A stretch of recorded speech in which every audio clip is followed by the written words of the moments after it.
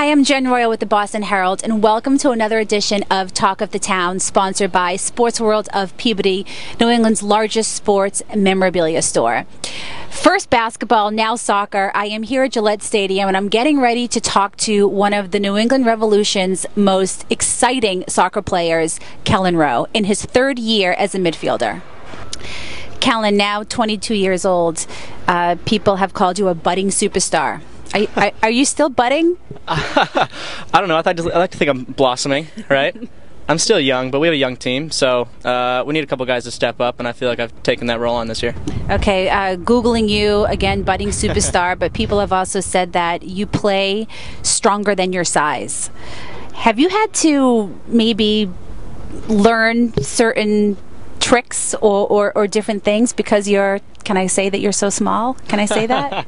Yeah, you know, my parents are 5'10" and 5'1", so I don't have much room there. Okay. I'm not going to get much taller. So are you in the middle? You got the average? I'm right in the middle. I got looks and height, you know, kind of thing.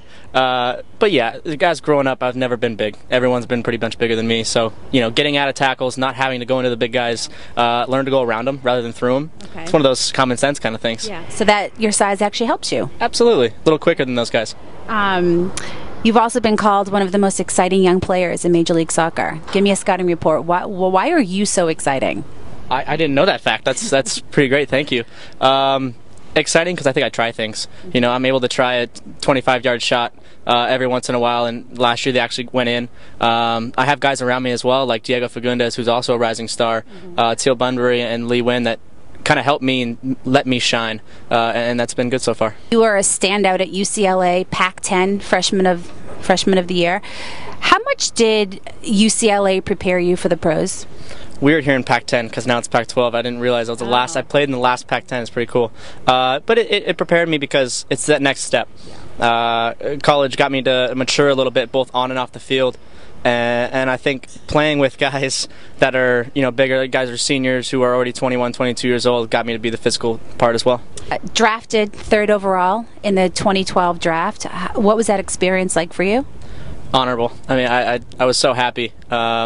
You know, I got the call from Jay after we drafted. I wasn't able to go to the draft, and so getting that call after seeing my name on the TV, I didn't know. I had no idea. So it's like everyone else, like my family, I was able to see it on TV, and it was just pure excitement.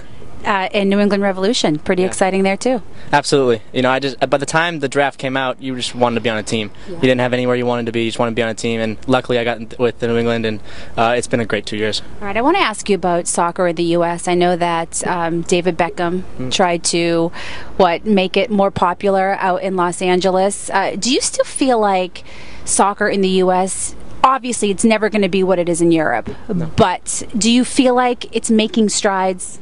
Absolutely, and I think the first step was getting Beckham over here, and giving players the idea from Europe that it's not a bad league. And himself, Thierry Henry, guys like Robbie Keane have made this league European friendly, and I think, as you'll see, more and more players are coming back, not just at the end of their career, but in the peak of their career, like Dempsey, like Defoe.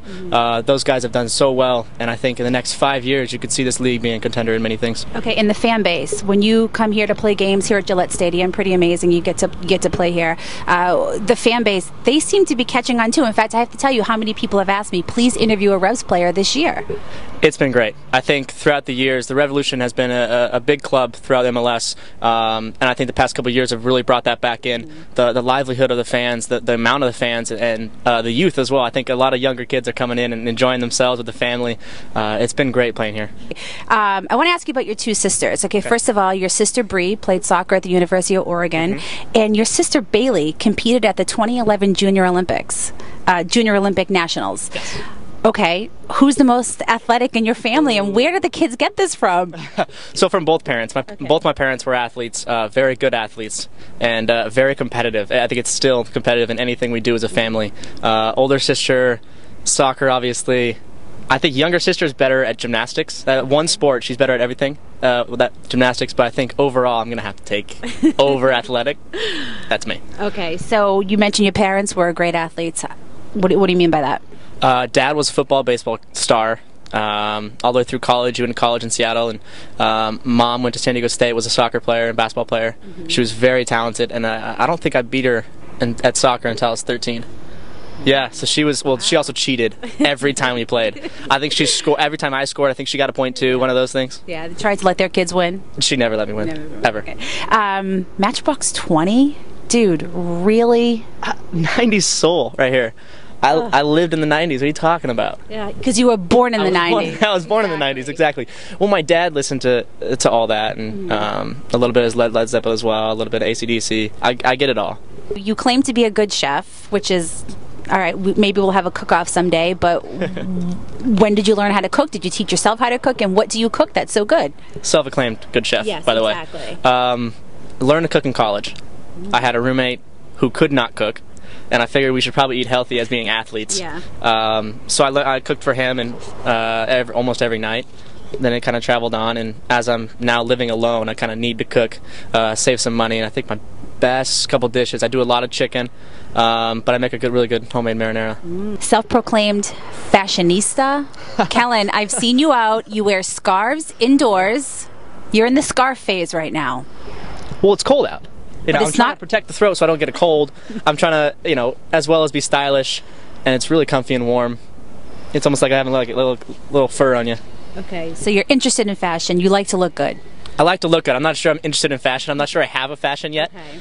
But I like to look good, yeah. Okay, I mentioned that I've seen you out, but every time I see you out, it's at a charity event. How important is it for you, being a pro athlete here in New England, to get involved in charities? It's very important because as an athlete and as a professional athlete, you're a role model for little kids, and you want to make sure that they see you doing good things in the community, not as well as on the field. And I pride myself in doing that kind of stuff, you know, visiting people when they need it, giving back as much as possible, and again, just trying to find kids that can then see me as a good role model. And you got your flashy new uniform on, huh?